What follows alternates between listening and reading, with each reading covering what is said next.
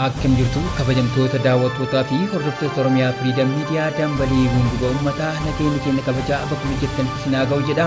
Hagayya 8,2025 guyyaan jimaata oduu guyyaa irraaf qindeeffame kan isin biraan geenyu ta'aatii jalqaba irratti hangafoota oduu. Godina Shawaa Lixaatti balaan lolaa muudatee hawaasa qe'ee irraa buqqisee. Itoophiyaan Masriin eebbiidha haaromsa Itoophiyaa dhiyaannaa rakkoo uumuuf itti fataa jirti jette. Keenyaatti xayyaarri kufee lubbuun nama 6 darbuu aangawoonni himanii. OFM dambalii gunduba uummataa irraa oduu isinitti himuun kan isin waliin turu Angadaa Walaabuutii amma oduu bal'inaan. Godina Shawaa Lixaatti balaan lolaa muudatee hawaasa qe'ee irraa buqqisee. Godina Shawaa Lixaa aanaa Ejeree Ejersa Lafoo fi Walmaraatti balaan lolaa muudatee miidhaan qabeenya irra kan ga'e yoo ta'u hawaasni aanaalee kanaas qe'ee irraa buqqaa jiraachuutu himame. Guutuu gabaasa isaatiif Xubaa Bunee. Godina Shawaa Lixaa aanaa Ejeree Ejersa Lafoo fi Walmaraatti balaa lolaa muudateen miidhaan qabeenya irra kan ga'e yoo ta'u hawaasni aanaalee kanaas qe'ee irraa buqqaa jiru. Balaan hagayya 1 bara 2017 muudate kun gandoota aanaalee kanneen keessa jiran 13 irratti miidhaa kan geessise ta'uu OFM odeeffateera. Hawaasni balaa kanaan miidhamanis balaa tasaa isaan muudateen qe'ee isaaniirraa kan buqqaanii fi qabeenyi isaanii kan jalaa manca'e ta'uu ibsaniiru. Bulchaa itti aanaa godinicha obbo Abbabaa Camadaan rooba tibbana roobee wal qabatee lagni Awaash garmalee guutuun godinicha aanaalee Ejeree Ejersa Lafoo fi Walmaraatti miidhaa dhaqqabsiiseera jedhan. Rakkoo muudate hordofee hojiin hubannoo uumuu fi hawaasa lolaa bishaanii keessaa baasuun qindoomina buusaa gonofaa fi qooda fudhattootaan gaggeeffamaa jiraachuus obbo Abbabaan ibsaniiru. Wayita ammaa bakka qubannaa hawaasaa fi dhiyeessiin meeshaalee adda addaa taasifamaa jiraachuu dubbataniiru. Itti gaafatamaan waajjira buusaa gonofaa aanaa Ejeree obbo Hirphaa Addunyaa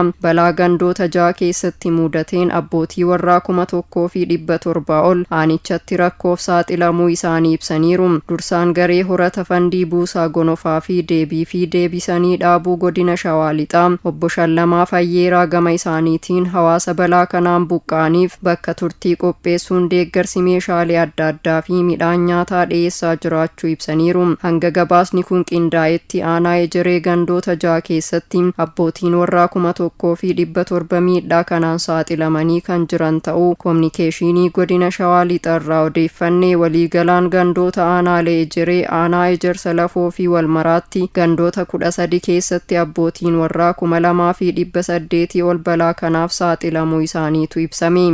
Itoophiyaan Masriin eebbiidha haaromsa Itoophiyaa dhiyaannaan rakkoo uumuuf itti fataa jirti jette.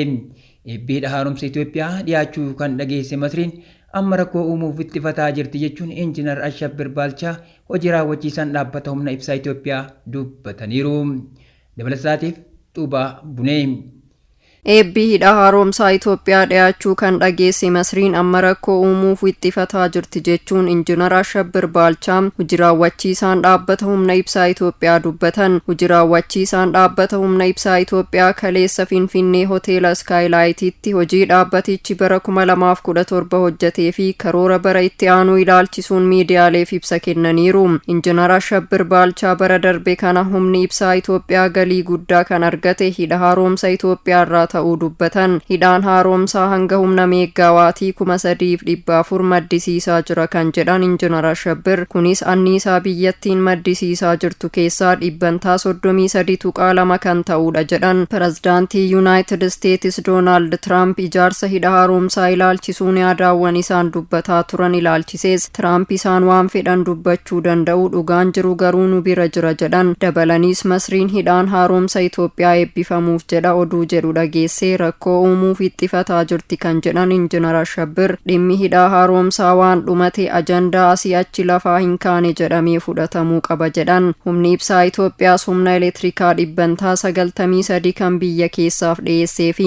7% kan gabaa biyya alaaf dhiyeesseerraa galii birrii biliyoona 75 ol argachuullee Injiinar Ashabbir ibsaniiru. Kana keessaas doolaarri miliyoona 300 fi miliyoonni 38.3 gurgurtaa elektirikaa biyya alaa alaarraa kan argame yoo ta'u kan hafe galiin qarshiin biliyoona 28.5 gurgurtaa biyya keessarraa kan argame jedhan Injiinar Ashabbir galii gurgurtaa humna elektirikaa bara 2018 gara doolaara miliyoona 400 fi miliyoona 27tti guddisuuf akka karoorfames ibsaniiru. Humni elektirikaa gabaa alaaf dhiyaataa jiru kun fedhii elektirikaa biyya keessaa guutee irraa hafeetimoo kan gurguramaa jiru jechuun gaafii gaafatamaniif fedhii humna elektirikaa biyya keessaa osoo hin guutiin humni gurguramin jiru jechuun deebisaniiru. Lammiilee biyyatti akka humna dhiyeessuuf mijaawaa ta'ee jiraataniif anniisaan elektirikii dhiyaataa jira kan jedhan Injiinar Ashabbir garuu ammas naannolee sarara humna elektirikaa diriirsuun hin danda'amnetti fedhiin dhaabbatichi milkeessuu hin dandeenye jira jechuun mirkaneessan. Humna elektirikaa kana gabaa biyya alaaf dhiyeessuun sababa barbaachise yoo ibsan tajaajila kanaan sharafa biyya alaa argamuun meeshaalee barbaachisan bitamanii saba humna elektirikaa hin arganne biraan gahuuf yaadameeti jedhan. Itoophiyaan bara 2017 humna elektirikaa meegaawaatii 25,000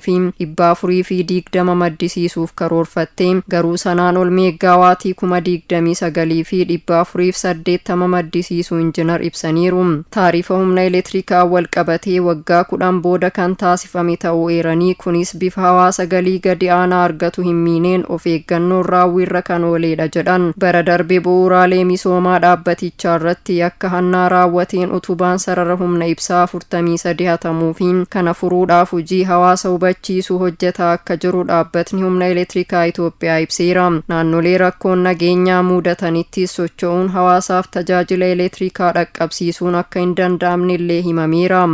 Keeniyaatti xayyaarri kufee lubbuun nama 6 darbuu aangawoonni himanii. Magaalaa guddoo Keeniyaa Naayiroobiitti xayyaarri xiqqaa qabeenyummaan isaa kan dhaabbata gargaarsaa ta'e tokko kufee jajjabuudhaan lubbuun namoota 6 darbuu aangawoonni naannichaa beeksisaniiru. Guutuu isaa akka itti isiniif dhiyeessina. Magaalaa guddoo Keeniyaa Naayiroobiitti xiyyaarri xiqqaa qabeenyummaan isaa kan dhaabbata gargaarsaa ta'e tokko kufee jajjabuudhaan lubbuun namoota 6 darbuu aangawoonni naannichaa beeksisanii. Dhaabbanni gargaarsaa Amireef jedhamu kamisa waaree booda xiyyaarri buufata xiyyaara Keeniyaa Wiilsan irraa ka'ee gara Somaaliyaa Hargeysaatti imaluu jalqabe gamoo mana jireenyaa irratti kufee ibidditti qabachuu beeksiseera. Komishinariin kaawuntii Kiyaambuu Heenarii Waafuulaa balaliisaa dabalatee hakiimoonnii fi narsoonni lubbuun isaanii darbuu kan beeksisan yoo ta'u dabalataanis namoonni biroo 2 naannawa sana turan lubbuun isaanii akka darbe dubbataniiru. Namoonni 2 immoo miidhaan cimaan irra gahu komishinarichi ibsaniiru. Sababa balaa kanaa baruudhaaf qorattoonni gara bakka sanaatti ergamuunis beekame. Xayyaarri kun akkuma ka'een daqiiqaa 3 keessatti qunnamtii raadiyoo fi raadaariin warra qilleensa to'ata waliin qabu addaan citu abbaan taayitichaa ibseera. Xiyyaaricha keessa kan turan hojjettoota dhaabbata gargaarsaa Amireef akka turan beeksise. Hojii gaggeessaan Amireef Steven Kitaawu sa'aatii kanatti aangawoota aviyeeshinii dhimmi isaa isaan ilaallatuu fi garee yeroo balaa waan mudate kana qorachuuf waliin waltumsine hojjetaa jirra jedhaniiru. Balaa biraatiin magaalaa Naayiroobiitti dhiyoo argamtu Naayivaashaatti baaburrii fi atoobisiin walitti bu'ee lubbuun namoota 4 darbuu hojjettoota fannoo diimaa waabeffachuun Reuters gabaaseera. Jamtoota daawwattoota keenya tamsaasni keenya akka namoota hedduu bira gahuuf peejii keenya follow share gochuun akkasuma YouTube chaanaalii keenya subscribe godhuun hin dagatinaa. Oduun guyyaa kanaaf qaban kanneen turanii waan nu daawwattaniif galatoomaa.